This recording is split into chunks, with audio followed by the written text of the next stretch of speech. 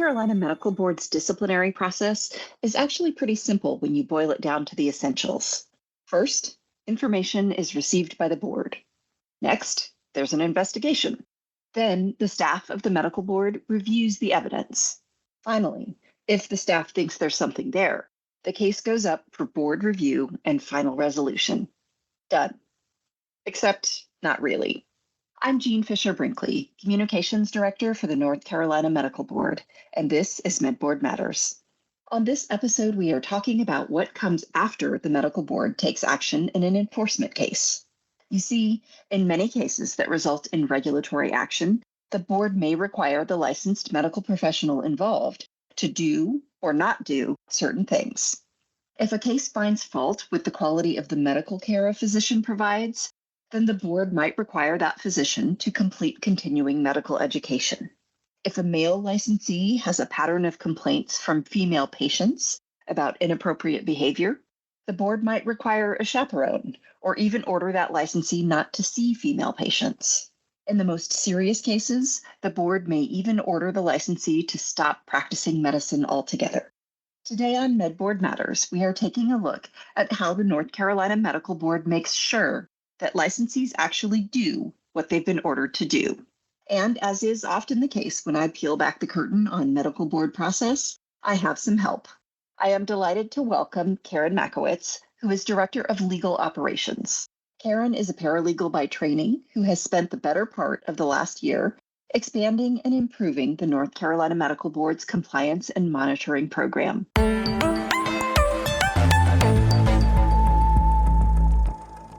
Carren, thank you so much for joining me. I really appreciate it. Thanks, Jean. I'm happy to be here. Well, I have to say, I've been looking forward to having this conversation with you because compliance is a topic that even after having been with the medical board for 15 years, I have never really had a whole lot of insight into. So I thought we could maybe start with the basics. What do we mean when we talk about compliance in the context of medical regulation? Sure. So when we're talking about compliance, we are talking about protecting the public by ensuring any requirement, restriction, or condition that's been imposed by the board is carried out. Right. So the licensee is doing what the board told them to do. Exactly. Okay. All right. I think it would probably be helpful for us to talk about the different types of things the board asks licensees to comply with. So you mentioned a few of them, but I'm thinking, when I think of this, I'm like, limitations are things that the licensee can't do.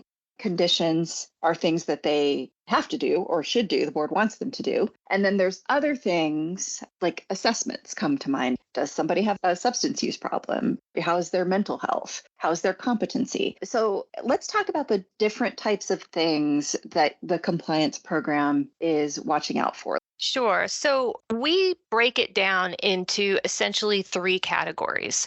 We take it in terms of compliance, which is when the board tracks compliance of an order or an interim action. So that would be something like you were talking about with our orders for examination, when somebody needs to go have an examination or an assessment for things like mental health or substance abuse. Those types of actions are usually more short term. So we move those along and they're what we call interim. And then the board will take that information and determine if additional steps need to be taken.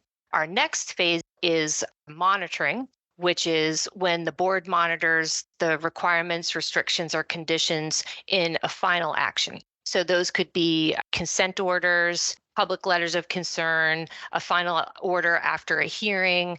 And these actions are usually more long-term. So those may be things like a physician having to have a chaperone when they examine patients, having to have a practice site approved and only be able to practice at a certain location, things like that. And then our third section is our investigation of our compliance. And that is when the board actually conducts an investigation to determine compliance with any one of those actions, either an interim or a final action. And that is when we actually have an investigator conduct research to determine if our licensees are complying with our final or interim actions by doing things like phone calls, internet research, social media research, things of that nature. Okay.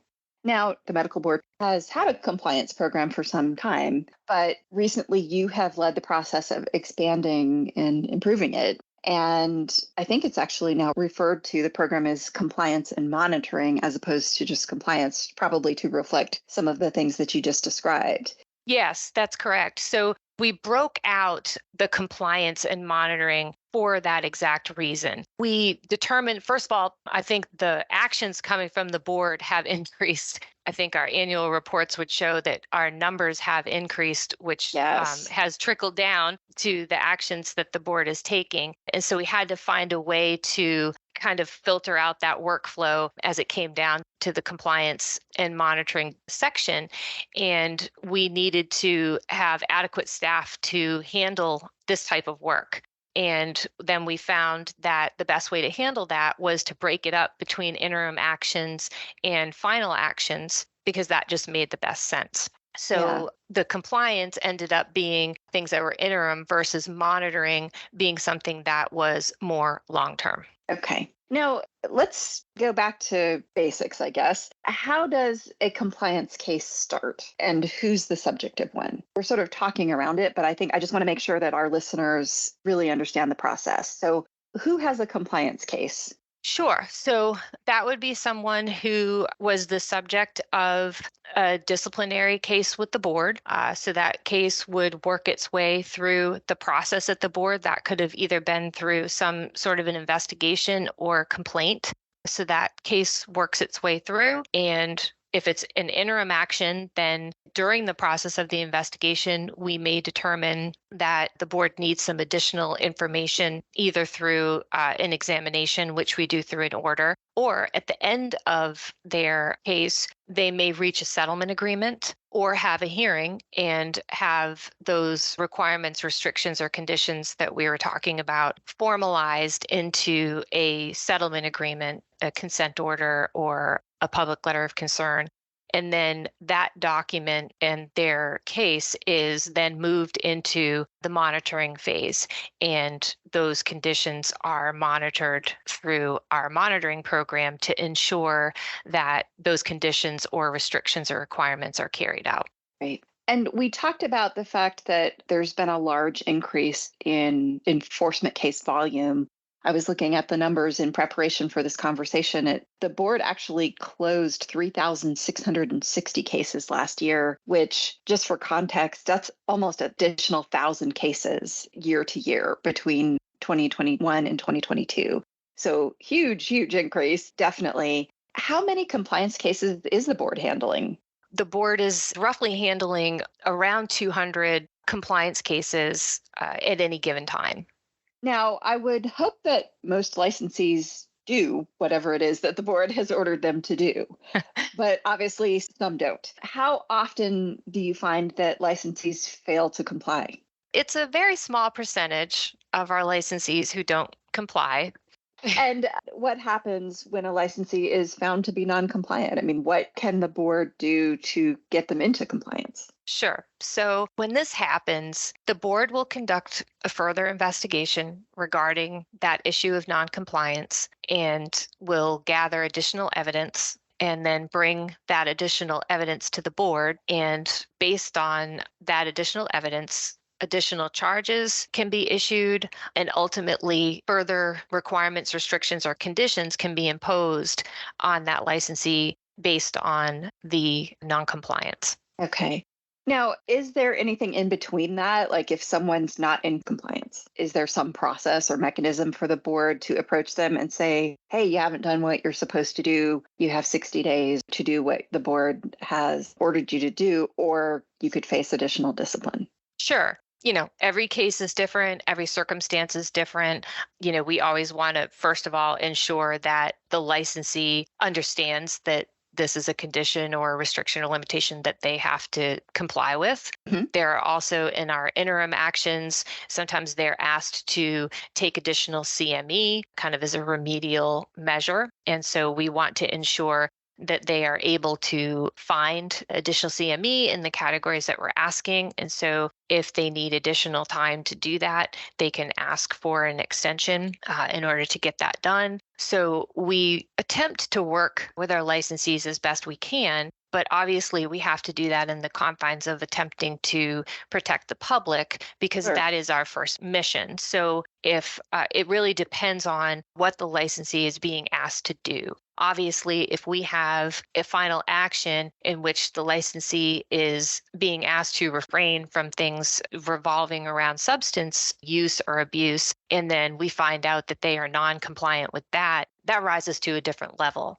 Sure. And, we may have to take additional steps based on that, because our ultimate goal is to ensure that we are protecting the public. Right. So if there is a patient safety issue, then there might be a need for a more swift response. Yes. Yeah, Okay. absolutely. That makes perfect sense. So I'm hoping that you'll go into a little bit more detail about some of the methods the staff in the compliance and monitoring program use, because you drew the distinction between compliance monitoring and investigation. I imagine there are different techniques that the staff use. Could you give me just a little insight into compliance? What does that look like? Sure. So, from the compliance aspect, in terms of the orders, they are working with the examination centers to ensure that the licensees are scheduling their examinations, and then we are working to receive those examination reports, and that is being done in the time frame that is spelled out in the order. For the interim actions, they're case specific, but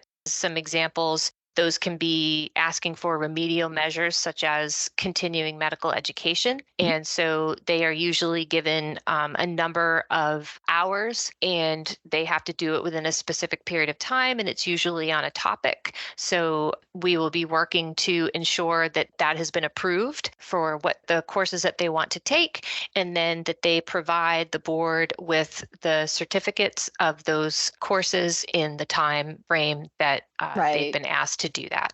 When we move into the monitoring category, there's a lot of things that they can be asked to do in terms of the requirements of, say, consent orders and final orders, but it's very similar to how we carry those out, although we may engage other staff at the board to help us in that regard. So sometimes we engage our field investigators to conduct site checks to ensure that things going on in the practice are appropriate in terms of what's in the final order or the settlement agreement. So an investigator would go out, do a site check. They may pull some medical records while they're there. If we have an issue that we need to have medical records pulled, to have our Office of Medical Director review to ensure compliance. So there's times when we do have to tap into our other resources at the board to help us, or it may be things where it is something as simple as they are emailing. If they have a practice monitor, we may be emailing to just get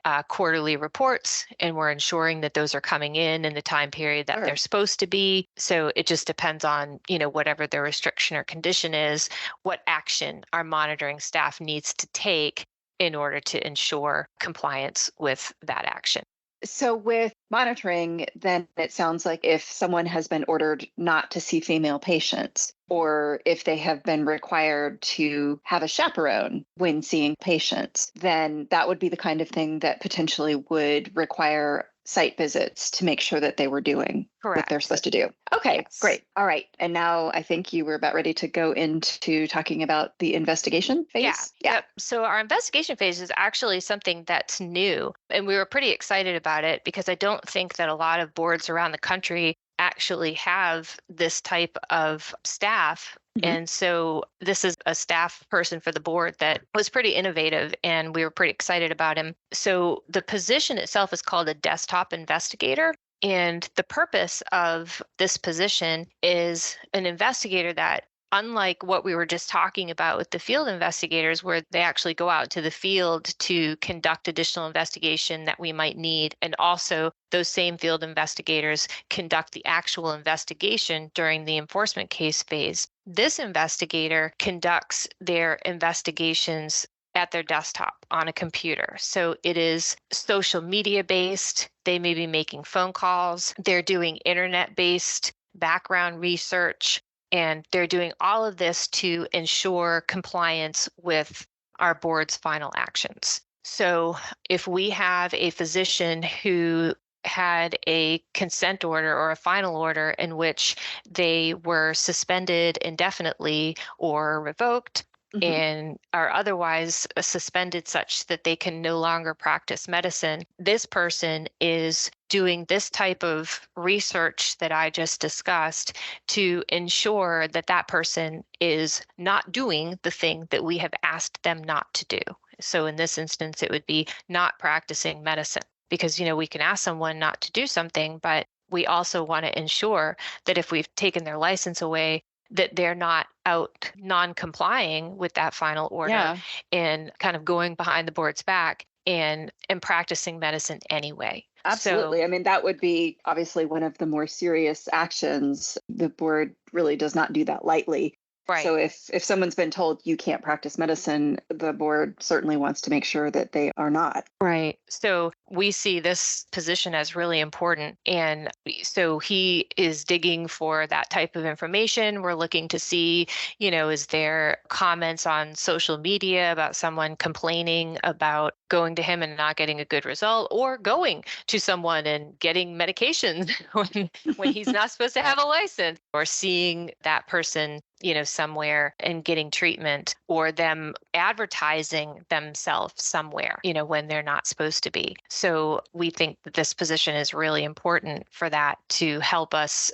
ensure those particular aspects of those types of settlement agreements where someone's not supposed to be doing something. And then the other aspect of this too would be for licensees who are restricted to practice only at certain locations. So again, we're looking to ensure that any information that we're finding tends to indicate that this person is only practicing where they say they're practicing. So do we find a website that has them, advertising themselves practicing somewhere else? Do we have patients saying again that they're, seeing them somewhere else? So this person's job is to help the board ensure that if they have that type of a restriction, that they are complying. That's great. That does sound like an advancement and definitely a helpful addition.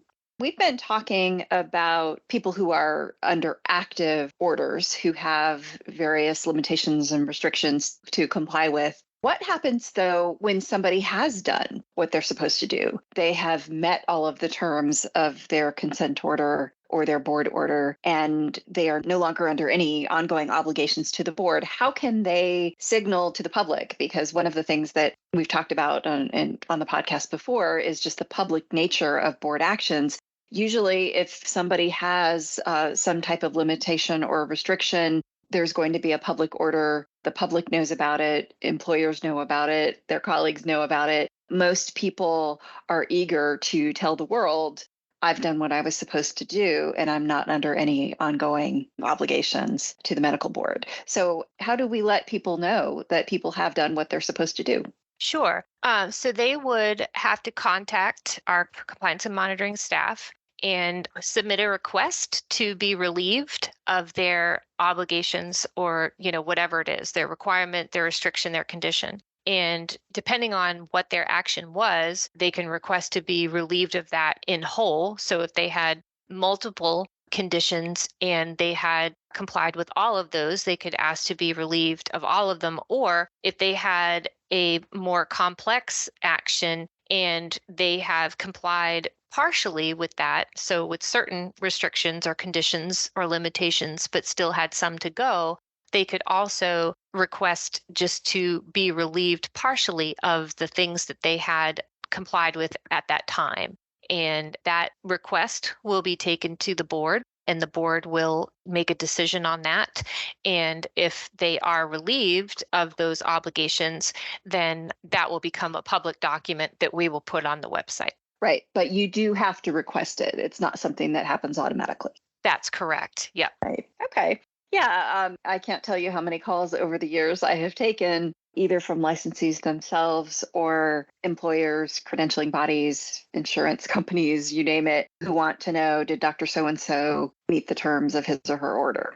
And usually it's difficult to come up with a good answer to that question. except by saying we do have a compliance program. So I Right. think that will be useful information for people out there who do have orders, that if they need to request something that says that they have complied, that is something that the board can help them with. So that's great.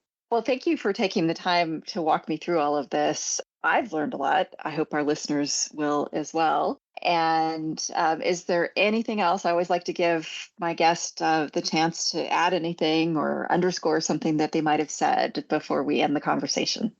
And I just think it's great to have the public have a better understanding that once we issue actions like this, that's not the end, that our mission is to protect the public, and that's what we do. So we carry these through. We ensure that, what the board asks our licensees to do is being done, or if we ask the licensee not to do something, that's being done as well. And I think we now have a very robust compliance and monitoring program in order to carry that out and carry out our mission. And I'm very proud of the board's dedication to our efforts in that regard. Yes, same here. It is great to know that when the board takes action, that we have such a robust program in place to make sure that people are doing what they're supposed to. Well, Carren, thank you again for taking the time to speak with me. And I really enjoyed learning about the compliance and monitoring program. Thank you, Jean. I appreciate it.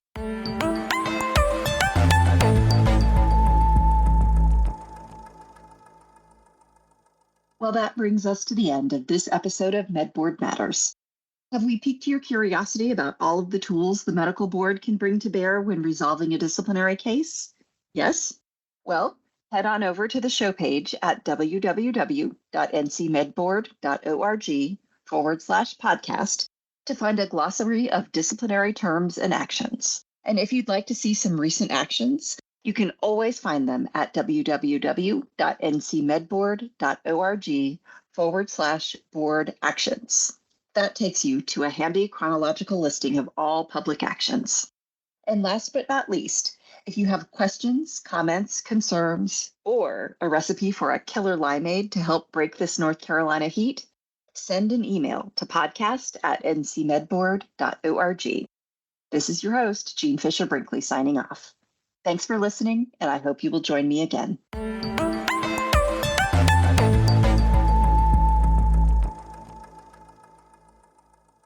This podcast is produced by the North Carolina Medical Board. The North Carolina Medical Board exists for the benefit and protection of the people of North Carolina.